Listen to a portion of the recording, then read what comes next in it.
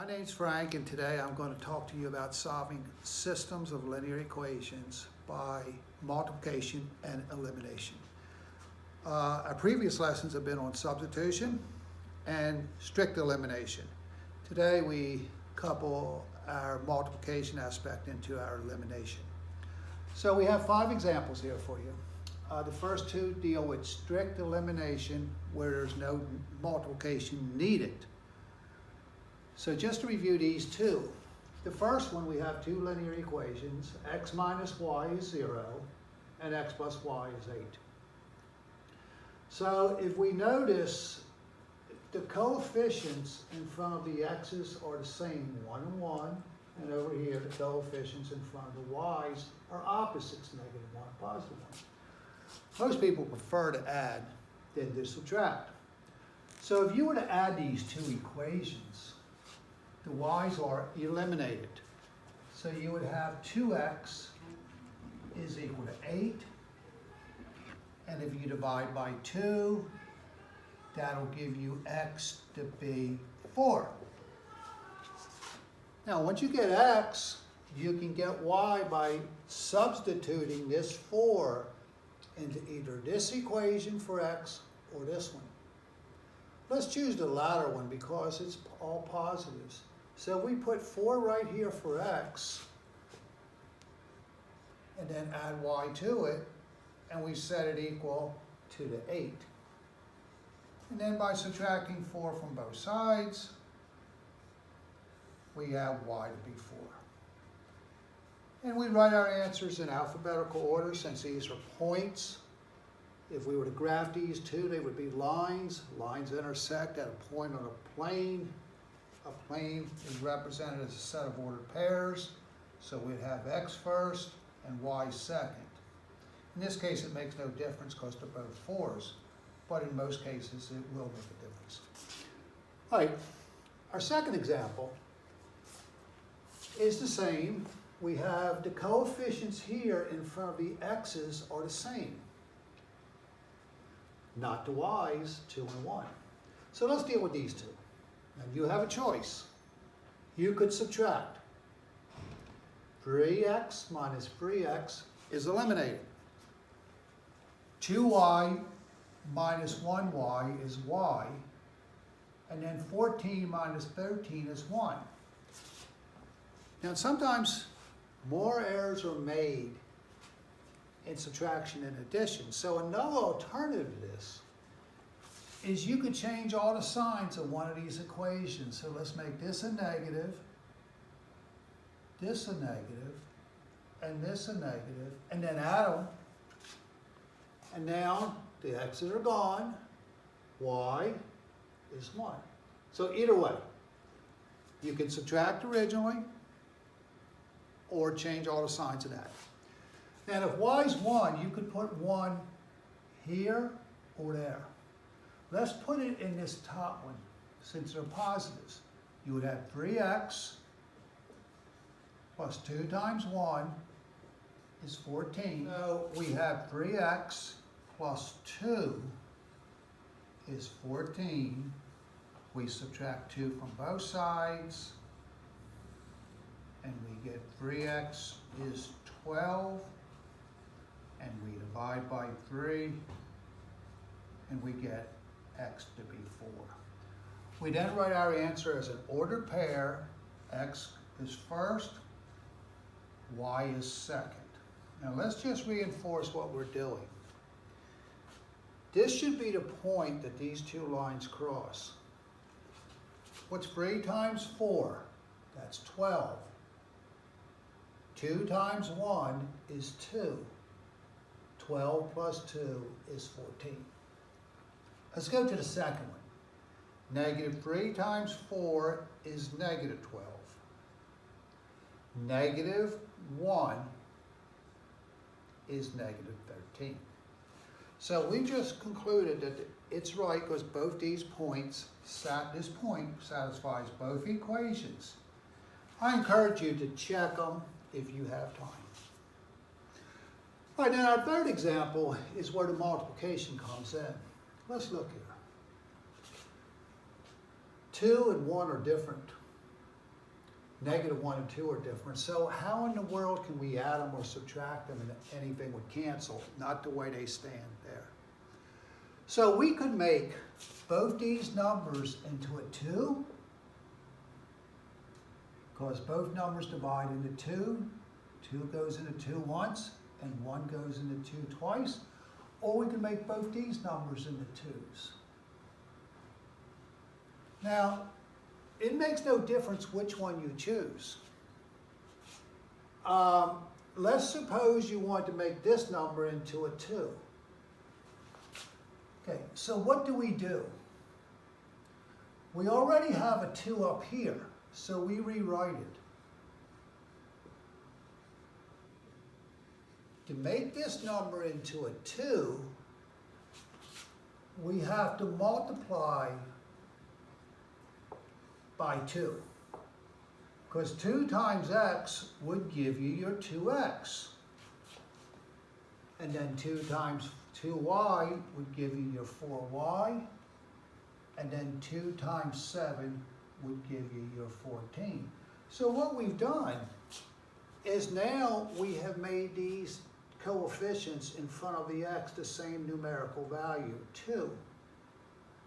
Now, going back to the previous one, you could subtract these and then 2's would cancel. So you could either go that way, 2x minus 2x is 0, they're eliminated. Negative 1 minus 4 is negative 5y. And then 9 subtract 14 is negative 5. Remember, if you prefer to add, you could do it this way. Once you get the 2's there, change this to minus, change this to minus, and change this to minus, and then add them. And these would be eliminated. Negative 1 plus negative 4 is negative 5. 9 minus 14 is negative 5. So either way, we reach this conclusion. We then divide by negative 5, and we get y to be 1. Now, where would you like to put 1? You could put 1 right here for y, or right here for y. Let's just go right there. 2x minus y, which is 1, is 9. And then we add 1 to both sides. And we get 2x is 10. Divide by 2 and you'll get x to be 5. Remember to write your answer in alphabetical order. X first, y second, and there's your point of intersection. All right, our next example. Notice these are both different, 3 and 2. The coefficients in front of the x. The coefficients around the y are different, so we can't add, we can't subtract, and eliminate a variable. So if you ask yourself, what number do they both divide into? They both divide into a 6. Here they both divide into a 12. So you have a choice of making both these 6's or both these 12's. Well, if I did this in a classroom with a group of students, they would say, some would say 6, some would say 12. So not to favor one student over another, I'd say, okay, let's just make them always the smallest number if a smaller number exists. In this case, it does 6. So we'll make them both 6's. So we multiply this one by 2 to make that 6. We'll have 6x. And we multiply the next one and make that 8y. And 2 times 10 is 20. And to make this into a 6, we multiply by a 3. And we have 6x minus 9y is equal to 3. Now notice we have them both 6's. So you can either subtract and the x will cancel, or change all the signs and then add and the x will cancel. So let's do them both. If we subtract, they cancel. Now, if you subtract 8y minus a negative 9y, you will get 17y. And if you subtract 20 minus 3, you will get 17. Now, the other way is to change all the signs. Let's do, change this to negative, this to positive, and this to negative, and then add them, and there you go. 17y is 17. So we divide by 17, we get our y value to be 1. Now, we can put 1 right here or right here. Let's stay away from the negative. So we're going to go inside there and say 3x plus 4 times 1 for y is 10. So we get 3x plus 4 is 10. If we subtract 4, that'll give us 3x is 6, and divide by 3, and we get x to be 2. Okay? So anyway, we have x to be 2, y to be 1, so our ordered pair answer would be 2 for x and 1 for y. That's the point of intersection of those two graphs. In our last example, the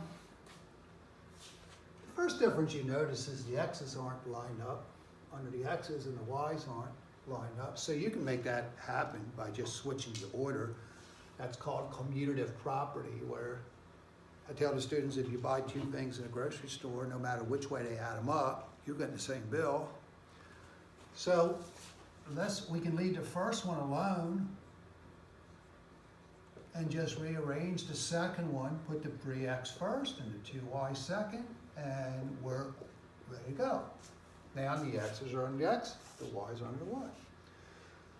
So you ask yourself, what's a number that both of these will divide into, and that's 12.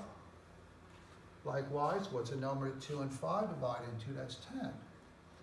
Now, being consistent with the policy of just choose the smaller number, we're going to choose 10.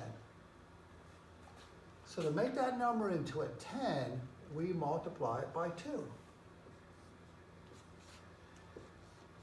And we have 8x minus 10y is 20. We then multiply the latter equation. We want to make this into a 10 by 5. And that gives us 15x plus 10y. And I think that's 95. 5 times 19. And if you add them, you get 23x. These are eliminated. Is 115. And if you divide by 23, you should get 5 as your answer for x. Now, you could put 5 right here or right there. To stay away from the negative, I'm going to choose this one. So you would have 2y plus 3 times 5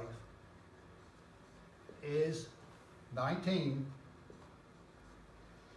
This would be 2y plus 15 is 19. If you subtract 15 from both sides,